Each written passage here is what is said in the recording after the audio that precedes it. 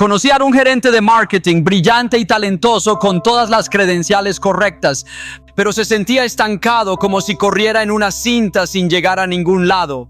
Cada mañana la negatividad lo inundaba, la presión del jefe, la competencia con colegas, las dudas sobre sus propias decisiones. Hacía todo lo que se suponía que debía hacer, pero sus metas parecían alejarse cada vez más. Y entonces descubrió un principio de Joel Osteen que no tenía nada que ver con trabajar más duro, sino con algo que ya controlaba pero ignoraba por completo. Este cambio transformó su carrera en 90 días. Y si te dijera que el error mental más profundo y común que los profesionales ambiciosos cometen cada día no tiene nada que ver con la falta de habilidad, de ética laboral o de estrategia, es algo mucho más sutil, un ladrón silencioso que opera en la quietud de tus propias mañanas. Para entenderlo, permíteme que te presente a Marcos. Desde fuera, Marcos es la definición del éxito. Es un gerente de marketing talentoso, con una década de experiencia y un puesto en una empresa respetada. Tiene una familia que lo quiere y la estabilidad que muchos anhelan, pero lo que nadie ve es la guerra que se libra dentro de él cada amanecer. Su despertador suena a las 6:06 a.m. y antes de que sus pies toquen el suelo, la avalancha comienza. No son pensamientos, son ataques. Un recordatorio punzante de la reunión de las 10:00 a.m. con su jefe, un hombre que parece comunicarse únicamente a través de la decepción velada. Un eco de la conversación de ayer, donde un colega se llevó el crédito por una de sus ideas y sobre todo una ola de duda paralizante sobre cada decisión que tomó el día anterior. ¿Fue correcto ese correo? ¿Debió haber presionado más en esa negociación? ¿Está realmente a la altura de su puesto? Marcos, como la mayoría de nosotros, cree firmemente que el problema está afuera. Su monólogo interno es un catálogo de condiciones externas. Si tan solo mi jefe reconociera mi trabajo, se dice a sí mismo mientras se ducha, el agua caliente no logra disipar el frío de su ansiedad. Si el mercado no fuera tan volátil, podríamos alcanzar los objetivos. Si mis compañeros fueran más colaborativos y menos competitivos, el ambiente sería diferente. Pasa sus noches leyendo libros de estrategia empresarial. Invierte fines de semana enteros en seminarios de productividad, aprendiendo nuevos sistemas para gestionar su tiempo y sus proyectos. Prueba cada nueva aplicación que promete optimizar su flujo de trabajo, pero nada cambia fundamentalmente. Cada victoria se siente temporal y cada mañana regresa al mismo punto de partida, una cinta de correr de estrés y esfuerzo, sintiéndose perpetuamente estancado a pesar de estar siempre en movimiento. Esta es la trampa magistral en la que caen millones de personas bien intencionadas y trabajadoras. Es la creencia de que nuestra realidad externa, las circunstancias que nos rodean, tienen el poder soberano de dictar nuestro estado interno. Invierten toda su energía luchando contra las sombras que ven proyectadas en la pared de su oficina, en sus cuentas bancarias, en sus relaciones. Se agotan combatiendo los efectos, sin darse cuenta de que nunca han mirado la fuente de la luz que proyecta esas sombras, una fuente que se encuentra dentro de ellos mismos. Es una batalla perdida desde el principio, porque están luchando en el campo equivocado, con las armas equivocadas, contra un enemigo que no es real. Es un esfuerzo heroico, pero mal dirigido.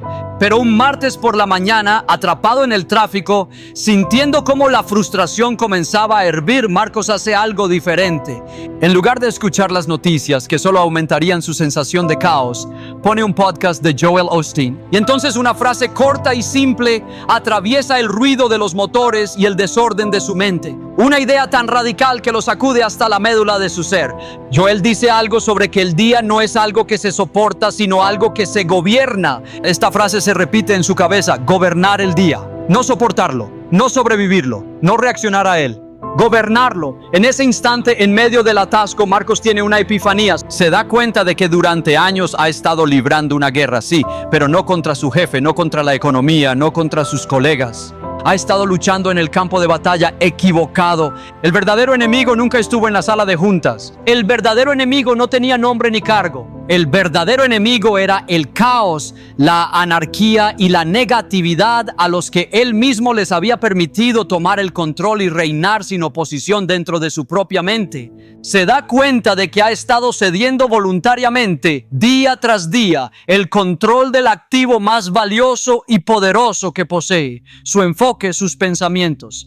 Descubre que el error mental más común, el que lo mantenía estancado, es la abdicación silenciosa del trono de la propia mente. Es permitir que las circunstancias externas, las opiniones de los demás y los miedos imaginarios se sienten en el lugar de autoridad y dicten las leyes de tu mundo interior. Es ser un súbdito en tu propio reino. La revelación que lo inicia todo, el punto de inflexión que cambia la trayectoria de su vida es esta: el verdadero éxito, la verdadera promoción, la verdadera paz, no comienzan en la oficina, no se ganan en una hoja de cálculo ni en una presentación de PowerPoint. Comienzan en el silencio de tu mente, en los primeros momentos del día, en el preciso instante en que tomas una decisión consciente y dices: aquí yo soy el gobernante, yo decido qué pensamientos se quedan y cuáles se van, yo establezco el tono, yo gobierno. Este descubrimiento no es una solución mágica, sino una llamada a la aventura.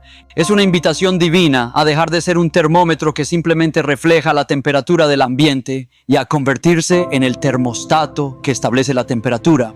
Para Marcos fue el momento en que dejó de reaccionar a su vida y entendió que tenía la capacidad otorgada por Dios de empezar a crearla desde adentro hacia afuera. Pero ¿por qué? ¿Por qué los pensamientos que eliges tener en los primeros 30 minutos de tu día tienen un poder tan desproporcionado que pueden determinar si ese día terminará en un rotundo éxito o en un frustrante fracaso?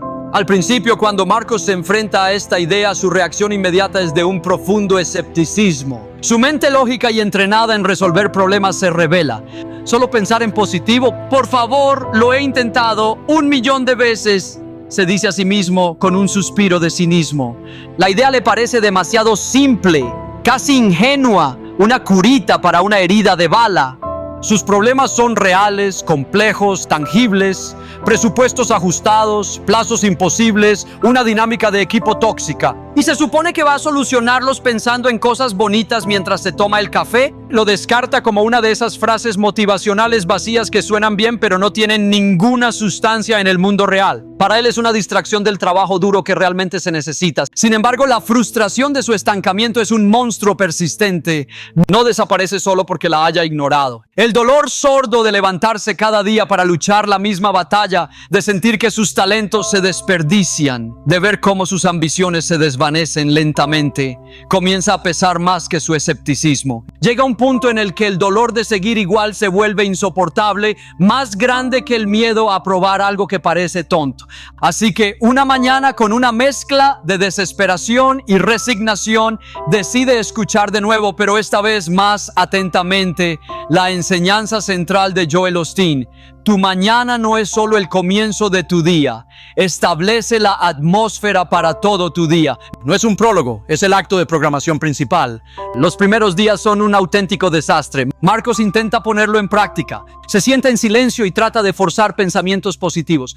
Pero la voz de la duda, una voz que ha perfeccionado y alimentado durante años, no es un susurro, es un rugido ensordecedor en el silencio de su apartamento. Esto es una pérdida de tiempo, nunca va a funcionar. ¿Quién te crees que eres para pensar que puedes cambiar algo solo con tu mente? Seamos realistas, hoy será otro día terrible, igual que ayer. Se levanta de su silla sintiéndose aún más fracasado que antes, porque ahora no solo se siente mal por sus circunstancias, sino que también se siente como un completo inepto por ni siquiera ser capaz de pensar en positivo correctamente. Y aquí es exactamente donde la mayoría de la gente se rinde. Aquí es donde tiran la toalla y concluyen que esto no funciona. Pero Marcos, en su desesperación, se topa con una distinción clave, un matiz que lo cambia todo. Aprende que el objetivo no es y nunca ha sido no tener nunca un pensamiento negativo. Eso es imposible para un ser humano. El verdadero objetivo es negarse a darle hospedaje. Entiende que un pensamiento negativo puede llamar a tu puerta, la duda, el miedo, la ofensa, pero tú tienes la autoridad para decidir si lo invitas a pasar, le ofreces una silla y le sirves una taza de café. Tú eres el portero de tu mente. No puedes evitar que los pájaros vuelen sobre tu cabeza, pero sí puedes evitar que hagan un nido en tu pelo. Con esta nueva perspectiva, Marcos comienza a entender por qué esos primeros 30 minutos son sagrados. En ese lapso justo después de despertar, tu mente es como tierra fértil y blanda recién arada. Está extraordinariamente receptiva. Lo que siembres ahí en esos primeros momentos, ya sean semillas de fe, expectativa y gratitud, o semillas de preocupación, miedo y resentimiento, crecerá exponencialmente con el sol del día. La misma energía que usarás para preocuparte por una reunión es la que podrías usar para creer por el éxito en esa reunión. La semilla es tu elección, así que cambia su rutina por completo. En lugar de hacer lo que hacía antes, que era tomar su teléfono desde la cama y llenar su mente recién despierta con las emergencias de otros, los correos electrónicos estresantes y la negatividad de las noticias del mundo, comienza un pequeño pero poderoso ritual. Antes de que cualquier otra cosa pueda entrar, se toma un momento y hace una petición simple y directa. Dios, hoy te entrego este día. Dirige mis pensamientos, ordena mis pasos, muéstrame el camino que debo seguir. Este acto no es un acto mágico. No es un conjuro para que todo salga perfecto. Es un acto de profunda realineación. Al entregar esos primeros momentos sagrados, no está perdiendo el tiempo. Está afinando su instrumento más poderoso para la sinfonía del resto del día. Es como un músico que afina su guitarra antes de un concierto. Sin esa afinación, no importa cuán talentoso sea, la música sonará discordante. Al alinear su mente con una fuente de paz y sabiduría más grande que sus problemas, está preparando su enfoque, su creatividad y su resiliencia para enfrentar lo que venga. A través de esta disciplina diaria, Marcos deja de ser una víctima de sus mañanas, un receptor pasivo de cualquier pensamiento ansioso que decida aparecer. Se convierte en un anfitrión deliberado. Él decide qué pensamientos merecen un lugar en su mesa.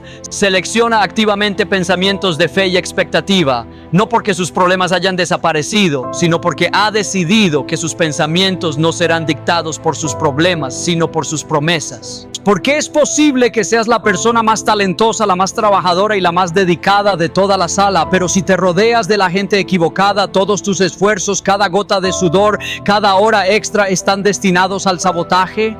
Con su nueva práctica matutina, Marcos comienza a sentir un cambio real, una fortaleza interna que no había experimentado antes. Es una sensación de calma, de control, de fe. Sale de su casa cada mañana sintiéndose como un gigante espiritual, listo para gobernar su día. Pero entonces algo desconcertante sucede. Cruza las puertas de la oficina y en menos de una hora, esa sensación se desvanece por completo. Es como si una fuga invisible estuviera drenando toda su energía positiva. Para las 10:36 a.m. se encuentra de nuevo en el mismo estado de antes, agotado, a la defensiva y nadando en una corriente de negatividad. Su nueva armadura mental, tan fuerte en la soledad de su hogar, parece frágil y permeable en el ambiente de su trabajo. Se da cuenta de que ganar la batalla en su mente por la mañana es solo el primer paso. Ahora debe proteger esa victoria durante el resto del día. Aquí, Marcos se topa con otra enseñanza fundamental de Joel Osteen. La energía es contagiosa. Tu entorno, las personas con las que pasas tu tiempo, o te alimentan o te contaminan. No hay término medio. Es imposible mantener un espíritu lleno de fe y positividad en una atmósfera que constantemente está bombeando duda, cinismo y queja. Es como intentar mantener una pequeña llama encendida en medio de un ventarrón. Puedes tener la mejor intención del mundo, pero el ambiente terminará por apagar tu fuego. Entender esto obliga a Marcos a hacer un inventario doloroso, pero necesario. Comienza a analizar sus interacciones diarias, no por la costumbre o la cortesía, sino por el efecto energético que tienen sobre él. Su radar se detiene inmediatamente en un colega a quien sinceramente consideraba un amigo. Sin embargo, al observar sus conversaciones, se da cuenta de un patrón tóxico. La única forma de comunicación de este hombre es la queja. Cada interacción es un monólogo sobre lo injusto que es el jefe, lo incompetentes que son otros departamentos o lo malo que está el tráfico. Hablar con él durante 5 minutos en el pasillo es como recibir una transfusión directa de desánimo. Marcos se aleja de esas conversaciones sintiéndose más pesado, más cínico y con la energía por los suelos, habiendo absorbido un problema que ni siquiera era suyo. Luego está el almuerzo semanal. Desde que entró en la empresa, ha sido una tradición sentarse con un grupo de veteranos, gente que lleva allí 15 o 20 años. Al principio lo veía como una forma de integrarse, de aprender de los más experimentados. Pero ahora con sus nuevos ojos ve la verdad de esa mesa redonda. No es un foro de mentoría, es un club de cinismo. Cada conversación gira inevitablemente en torno a lo que está mal en la empresa, por qué las nuevas iniciativas están condenadas al fracaso y cómo nada cambiará jamás. Se quejan del pasado, del presente y del futuro. Marcos se da cuenta de que paga un precio emocional altísimo por esa comida. Sale de la cafetería no sintiéndose renovado para la tarde, sino mentalmente agotado, como si hubiera estado en una batalla. La decisión que enfrenta ahora es una de las más difíciles en este viaje. No es una decisión de negocios, es una decisión relacional. Siente una profunda lealtad hacia su colega quejumbroso. Han pasado por muchas cosas juntos. Teme al aislamiento. Si deja de almorzar con el grupo de siempre, ¿qué pensarán de él? No quiere parecer arrogante o que se siente superior a ellos. Este es el umbral que muchos no se atreven a cruzar. Es más fácil seguir soportando un ambiente que te drena que enfrentar la incomodidad de establecer límites y cambiar de círculo. Pero Marcos entiende que su futuro está en juego, así que con valentía toma una serie de decisiones pequeñas pero firmes. Limita cortésmente su tiempo con el amigo quejumbroso. Cuando él comienza su letanía de quejas, Marcos ya no participa. Responde con frases neutras como entiendo tu frustración y luego crea una salida. Bueno, tengo que volver a este informe, ya hablamos luego. No es grosero, pero es definitivo. Ya no ofrece su oído como un basurero para la negatividad de otro.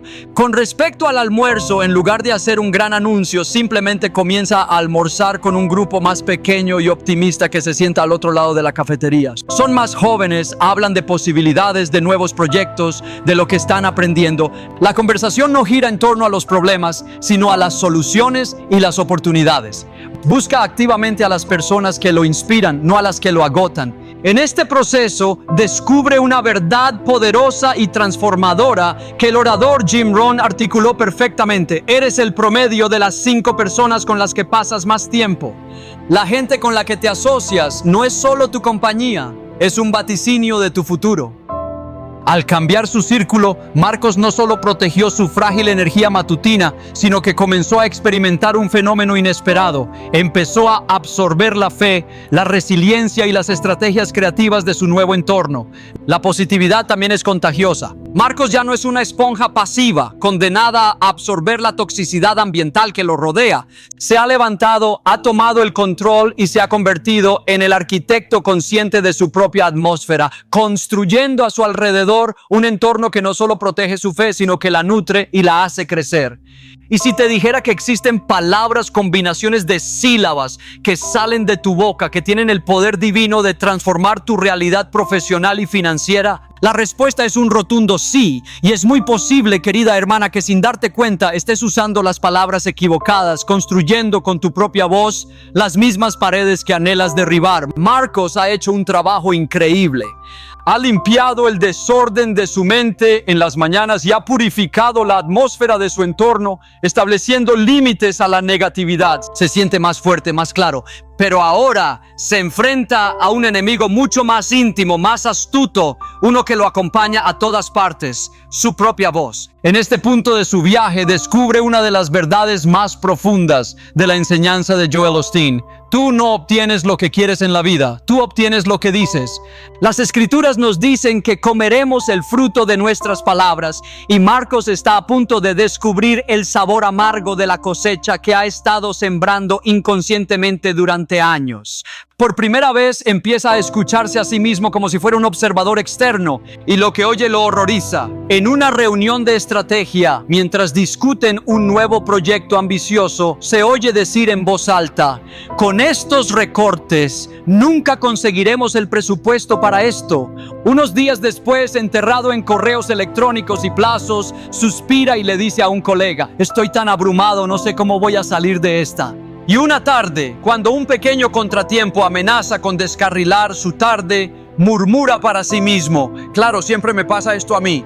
Se da cuenta con una claridad dolorosa de que sus palabras no están simplemente describiendo su realidad. No, están creando su realidad. Están profetizando su futuro. Cada frase negativa es un ladrillo más en el muro de su prisión actual. Cada declaración de derrota es una orden que le da a su propio espíritu para que se rinda. No estaba hablando de sus problemas, estaba dando a sus problemas permiso para quedarse. Y aquí, mi amiga, yace la diferencia fundamental, la línea divisoria entre aquellos que alcanzan sus metas dadas por Dios y aquellos que siempre tienen una excusa piadosa. Las personas que se quedan estancadas usan sus palabras para describir y justificar su situación. Hablan de lo grande que es su problema, hablan de lo difícil que es la economía, hablan de lo injusto que fue su pasado. Sus palabras son un espejo de sus circunstancias, pero las personas que triunfan, aquellas que caminan en la victoria, usan sus palabras de una manera completamente diferente. Usan sus palabras para cambiar su situación. No hablan de cómo son las cosas. Hablan de cómo quieren que sean, de acuerdo con las promesas de Dios. Sus palabras no son un espejo, son un martillo para romper las rocas y un faro para guiar el camino. Al principio, cuando Marcos intenta hacer este cambio, se siente como un completo hipócrita. Se siente como si estuviera mintiendo. Su mente lógica, entrenada para basarse en hechos y datos, grita en rebelión. No puedes decir que estás bendecido y que la prosperidad te persigue cuando tu cuenta bancaria está en números rojos. Eso es una mentira. Y esta, querida hermana, es la prueba de fuego. Esta es la intersección donde la fe se encuentra con los hechos. Los hechos pueden decir que estás enfermo, pero la fe dice, por sus llagas soy sanado. Los hechos pueden decir que estás atrapado en un trabajo sin futuro, pero la fe declara, nuevas puertas de oportunidad se están abriendo para mí. Se trata de tomar la decisión consciente de que la palabra de Dios y sus promesas son una realidad superior a los hechos temporales que te rodean. Marcos aprende a hablar victoria. Comienza un entrenamiento deliberado de su boca. Cuando siente la vieja ola de presión abrumadora, en lugar de decir, no puedo soportar esta presión, se detiene, respira hondo y declara en voz baja pero firme, soy fuerte en el Señor, puedo hacer todas las cosas a través de Cristo que me fortalece. Cuando la duda sobre un proyecto intenta infiltrarse, él la corta de raíz y dice, tengo la mente de Cristo, tengo ideas creativas y soluciones divinas. Es una batalla palabra por palabra, frase por frase, para realinear su lenguaje con su fe, no con su miedo. Para contrarrestar el torrente constante de negatividad interna y externa, adopta una simple pero increíblemente poderosa afirmación de 3 palabras que se convierte en su arma principal: yo soy victoria. La dice sobre sí mismo antes de entrar a una reunión importante. La declara sobre su salud cuando se siente cansado. La susurra sobre su familia antes de dormir. Yo soy victoria se convierte en su respuesta automática al caos, un ancla de fe en el mar de la incertidumbre. Y aquí está el payoff, la revelación poderosa que lo cambia todo. Esto no es un conjuro mágico, no son palabras vacías de un pensamiento positivo superficial. Es una declaración de fe que cambia radicalmente su enfoque. Piensa en esto. Cuando Marcos declaraba constantemente que estaba abrumado, sus ojos y su cerebro estaban programados para buscar evidencia que confirmara esa declaración. Veía cada correo electrónico como una carga, cada llamada como una interrupción, cada problema como una prueba más de que no podía con todo. Pero al empezar a declarar, yo soy victoria, ocurre un milagro en su percepción. Sus ojos, su espíritu, su mente ahora comienzan a buscar evidencia de la victoria. De repente, un correo electrónico difícil no es una carga, sino una oportunidad para encontrar una solución creativa. Un colega que antes veía como un competidor, ahora lo ve como un posible aliado. Su cerebro, diseñado por un creador infinitamente creativo, deja de ser una máquina de catalogar problemas y se convierte en un motor de búsqueda de soluciones, oportunidades y caminos ocultos. Sus palabras, que durante tantos años fueron anclas pesadas que lo mantenían atado al fondo del mar de sus circunstancias pasadas, se transforman, ya no lo pesan, se convierten en el timón de su barco. Con cada declaración de fe, con cada palabra de victoria, está girando ese timón, ajustando su curso, dirigiendo su vida no hacia donde las corrientes del azar, el miedo y la negatividad dictan, sino hacia el destino glorioso que él, como hijo de Dios, elige activamente. Mi amiga, y si te dijera que el camino más rápido, el atajo divino para resolver ese problema que te abruma, esa montaña que parece imposible de escalar, es dejar de enfocarte en él por completo? Sé que suena contrario a toda lógica, a todo lo que el mundo nos enseña sobre atacar un problema de frente, pero quédate conmigo, porque aquí es donde se encuentra uno de los secretos más profundos de la fe. Justo cuando Marcos siente que finalmente está progresando, que su mente está alineada, que su atmósfera está limpia y que su lenguaje está lleno de fe, llega la prueba definitiva. No es una pequeña prueba, es un terremoto. Un correo electrónico llega un jueves por la tarde. Es del cliente más grande de su cartera, una cuenta que él mismo gestiona y que es responsable de un asombroso 30% de todos los ingresos del departamento. El mensaje es corto, profesional y devastador. Han decidido no renovar su contrato anual. En la oficina, la noticia se esparce como un reguero de pólvora. Se produce un silencio denso y pesado. Todas las miradas cargadas de pánico y preguntas se giran hacia él. Es el epicentro de la crisis. El viejo Marcos, el hombre que era hace apenas unos meses, se habría derrumbado bajo ese peso. Se habría sumergido en un torbellino de pánico. Habría convocado reuniones de emergencia inútiles. Habría pasado la noche en vela analizando hojas de cálculo buscando un culpable, un error.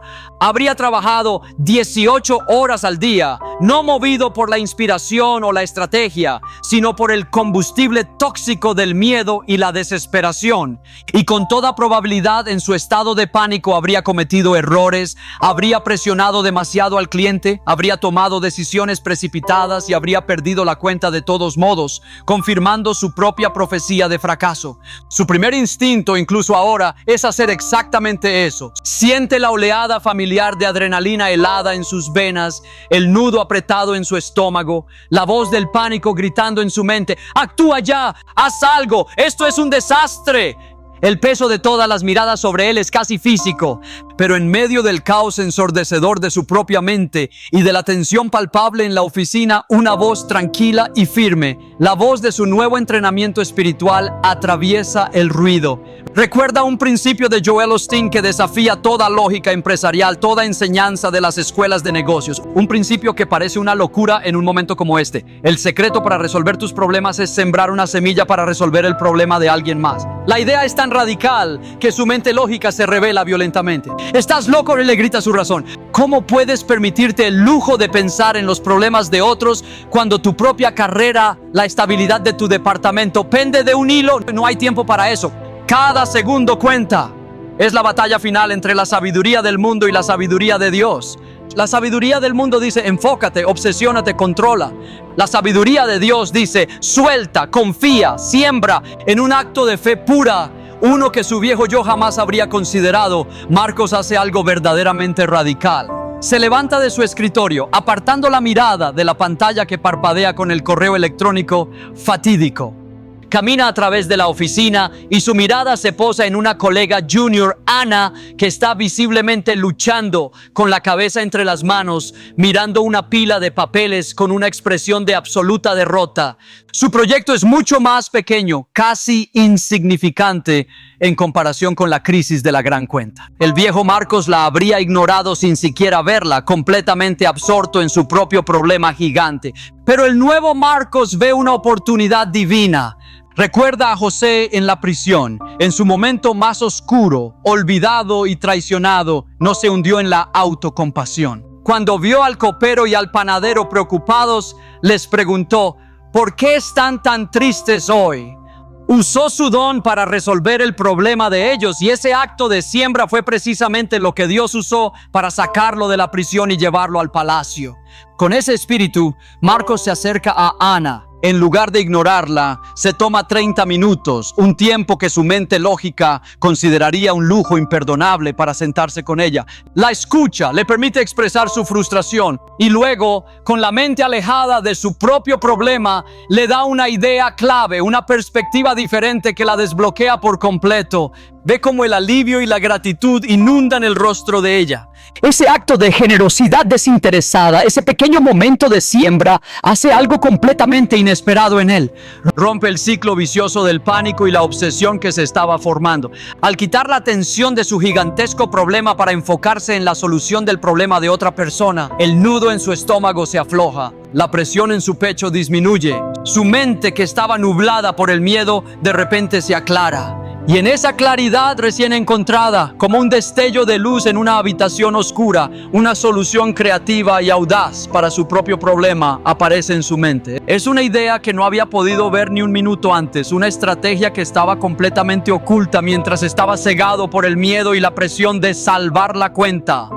Va a la reunión con el gran cliente al día siguiente, pero no va con una energía de desesperación y súplica. No está allí para rogarles que se queden. Entra con una energía completamente diferente, una energía de servicio, de confianza, de fe. No menciona la no renovación.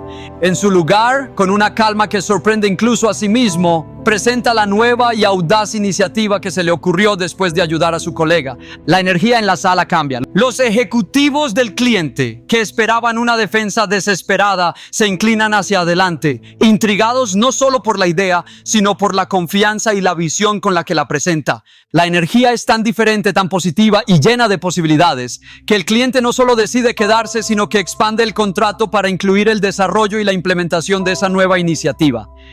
Mi amiga, es el secreto mental en su máxima expresión. Cambiar el enfoque del miedo paralizante a la fe activa, de una mentalidad de ¿qué puedo obtener de esta situación?, a una mentalidad de ¿qué puedo dar en esta situación? Este cambio radical, este acto de sembrar una semilla en el campo de otro cuando tu propio campo parece estéril, desbloquea la sabiduría, la creatividad y el favor divinos, de maneras que la presión, el esfuerzo humano y la preocupación nunca, jamás podrán lograr. ¿Qué tienen en común, querida amiga, las personas más bendecidas, exitosas y realizadas del mundo? No es su talento innato, aunque a menudo lo tienen en abundancia. No es su origen familiar ni el dinero con el que nacieron. Ni siquiera es su educación en las mejores universidades. Es algo mucho más profundo y a la vez más accesible. Es una forma de pensar, una arquitectura mental que por la gracia de Dios cualquiera de nosotras puede aprender y construir. Han pasado varios meses. Quiero que imagines la escena. Ya no vemos a Marcos en su antiguo cubículo, sintiendo el peso del mundo sobre sus hombros, rodeado por la misma energía estancada. Ahora, al entrar en su planta, caminamos por un pasillo diferente hacia una puerta de cristal con su nombre. Entramos en una nueva oficina, más espaciosa, con una vista que inspira. No está allí por casualidad, ha sido ascendido. Ahora lidera una de las iniciativas de más alto perfil de toda la empresa, la misma que nació de esa crisis que casi lo destruye. Su éxito no es una vaga sensación, es evidente, es tangible. Se ve en su postura, en la calma de su rostro, en la autoridad llena de paz con la que dirige a su equipo. La atmósfera a su alrededor ha cambiado porque él ha cambiado. Pero escucha con atención lo que ocurre a su alrededor. Sus colegas, los mismos que antes lo veían luchar, ahora lo miran con una mezcla de sorpresa y envidia. Lo felicitan en la sala de descanso. Marcos, qué brillante idea tuviste con ese cliente. Fue un golpe de genialidad, le dicen. Vaya racha de suerte que tienes. ¿Te das cuenta de lo que está pasando? Ellos ven el resultado final. Ven el ascenso, la oficina nueva, el respeto del liderazgo. Ven la cosecha abundante, pero lo que no vieron, lo que no pueden entender, es la siembra silenciosa y disciplinada que ocurrió día tras día, mañana tras mañana, en la privacidad de su propia mente y en la soledad de su coche mientras se dirigía al trabajo. Vieron el fruto público, pero fueron ciegos a la raíz privada que lo alimentó. Vieron el momento del triunfo, pero ignoraron los meses de entrenamiento espiritual. Ellos ven el qué, el éxito rotundo, pero no tienen ni la más remota idea del cómo, de la profunda y a menudo dolorosa transformación interna que lo precedió. Piensan que su éxito fue un momento, un destello de inspiración, una sola idea brillante que le cayó del cielo. Creen que fue un evento. No entienden que no fue un evento, fue un proceso. No fue un golpe de suerte, fue un acto de disciplina mental y espiritual constante. No fue una idea, fue un cambio fundamental en la arquitectura de todo su ser, ladrillo a ladrillo, pensamiento a pensamiento, palabra a palabra. Lo que ellos llaman suerte, Dios lo llama el resultado inevitable de alinear tus pensamientos con su verdad. Y aquí, amiga mía, es donde quiero revelarte el gran secreto. Aquí es donde separamos la mentalidad del mundo de la mentalidad del reino.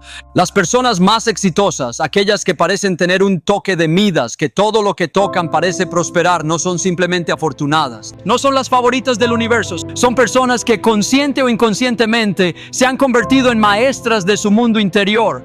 Han entendido que antes de poder gobernar una empresa, un equipo o sus finanzas, primero deben aprender a gobernar el reino de su propia mente. Entienden una verdad que el mundo a menudo ignora. Su carrera, sus finanzas, su salud y sus relaciones son simplemente un espejo. Son un reflejo físico y externo de lo que está sucediendo en el ámbito invisible de sus pensamientos. Por eso no dejan su mundo interior al azar. Son arquitectos intencionales y deliberados de su enfoque. Tratan la puerta de su mente con más seguridad que la puerta de su casa. Saben que la negatividad, la queja, la autocompasión no son simples malos hábitos, son un lujo espiritual que no pueden permitirse. Entienden que sus palabras tienen un poder creativo, que con ellas están constantemente profetizando y construyendo su futuro para bien o para mal, por eso practican el hablar victoria. Saben que la energía del entorno es contagiosa, que te alimenta o te contamina, por lo que cultivan y protegen ferozmente su círculo, asegurándose de que esté lleno de fe y no de miedo. Pero aquí está el verdadero fruto, la cosecha más dulce y duradera de todo este viaje. El verdadero éxito de Marcos no es la promoción o el aumento de sueldo. Esas son bendiciones maravillosas, sí, pero son secundarias. La verdadera victoria, el verdadero tesoro que ha desenterrado es la paz interior. Es la confianza serena e inquebrantable de que sin importar la tormenta que se presente mañana, sin importar la crisis que pueda surgir en el horizonte, Él tiene el poder y la autoridad otorgados por Dios para gobernar su propia mente y por lo tanto para navegar esa tormenta y dirigir su destino. Es saber en lo profundo de su espíritu que su paz no depende de las circunstancias externas, sino de su ancla interna. La mentalidad de victoria no es solo una teoría bonita o un concepto de autoayuda. Es la causa fundamental, la raíz espiritual de todo resultado externo que sea bueno y duradero. Este es el rasgo común que une a los grandes triunfadores de la fe. No es su fuerza, sino su enfoque. No es su inteligencia, sino su disciplina mental. Ellos saben que son los arquitectos de su mundo interior y que el mundo exterior simplemente responderá a los planos que ellos han diseñado por dentro. Querida hermana, el proyecto más importante en el que trabajarás no es para tu empresa, es la arquitectura de tu propia mente. Tu mundo exterior siempre será un reflejo de ese trabajo interior. No esperes a que las circunstancias cambien para empezar. Este es tu momento. Inicia hoy tu viaje de transformación. Elige un principio de este video y aplícalo con fe durante los próximos 7 días.